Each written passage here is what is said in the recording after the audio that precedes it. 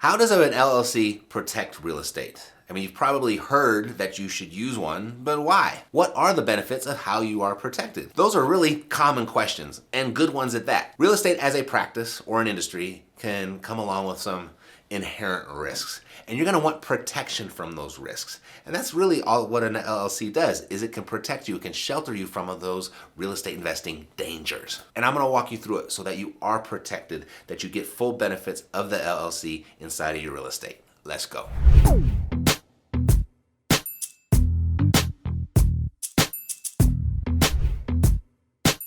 So I'm going to go over how an LLC protects real estate, the nuances, the many exceptions, and then an easy and almost free way to set one up should you decide you need to go in that direction. So what would happen if a creditor were to file a claim against you or your business? Or a disgruntled tenant decides to file a lawsuit against you?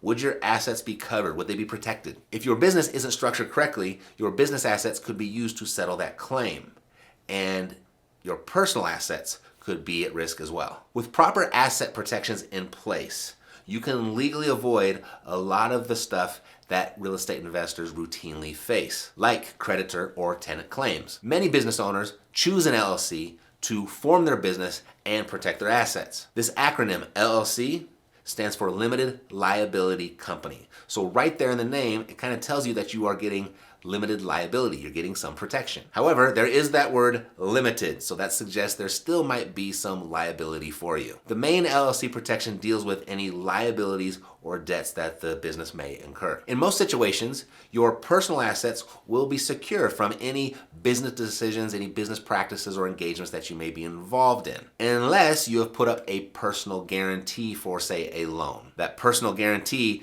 will lie outside of that LLC agreement. Another main area of personal protection is from any wrongdoing that partners or your employees may partake in. If the business is sued and found liable, then your personal assets are protected, as long as you didn't personally have any involvement. Protecting your real estate involves transferring your real estate into an LLC. However, keep in mind that if there's financing attached to your property, some lenders are kind of reluctant or resistant to allow you to do that. Likewise, there are some mortgages that contain a due on sale clause.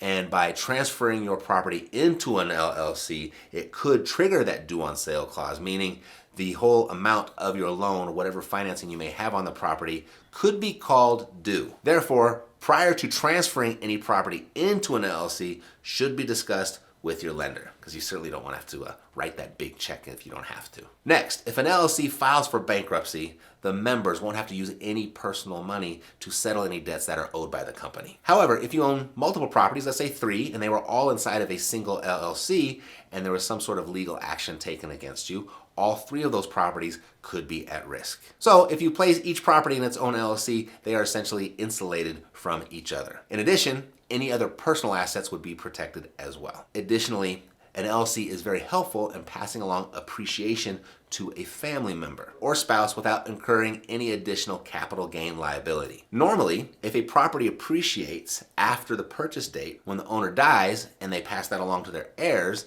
the heirs would be responsible for that appreciation. At death, any assets inside of an LLC will get a step up in basis for any share owned by the decedent. With a step-up basis rule, all that appreciation is calculated at the time of the decedent's death, not at the time of the purchase. Now, before I share the limitations of an LLC's protection, if this has got your wheels turning a little bit, let me know by clicking the subscribe button, because I post cool money-making videos like this each and every week, and you don't want to miss it. Now, the limitations or the exemptions. A major area where your limited liability protections would be removed is if you participate in any wrongdoing or negligence yourself. For example, if you were to commit tax fraud or commit any sort of intermingling between your business and your personal assets, you and your personal assets will still be held accountable and definitely could be at risk. There are a few other exemptions, like if you were to take out a loan and provide a personal guarantee, you wouldn't be protected there either. Because in this case, you've already given the lender permission to come after your personal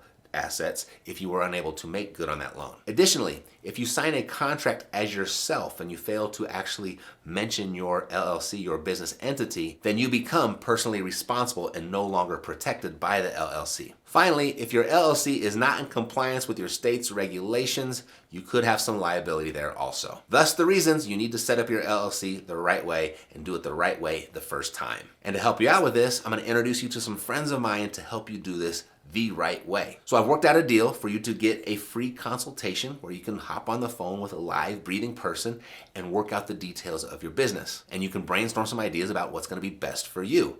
And then if you want to move forward, they'll actually set up your LLC. They'll create the whole entity for you. And here's the best part. They've agreed to pick up the majority of the customary expenses that you would expect to pay for setting up an entity like this. It's almost free. So what's the catch? Because there's always a catch, right? Nobody's going to do anything for free. Well, here's how they see it.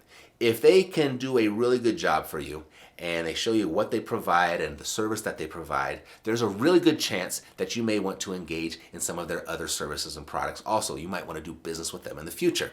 That's it. It's the old, let me show you how I can help you by actually helping you trick. They'll take a look at your situation, they'll look at all the variables, they'll look at all the nuances of your business, of your goals, and make sure that you are set up indeed the right way.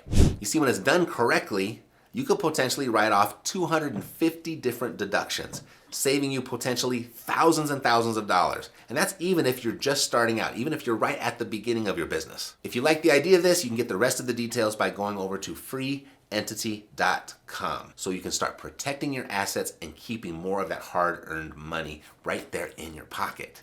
Freeentity.com. I'll also put a link for you below in the description for your convenience. All right, that's it for today. Thanks for watching. I'll see you next time. Take care.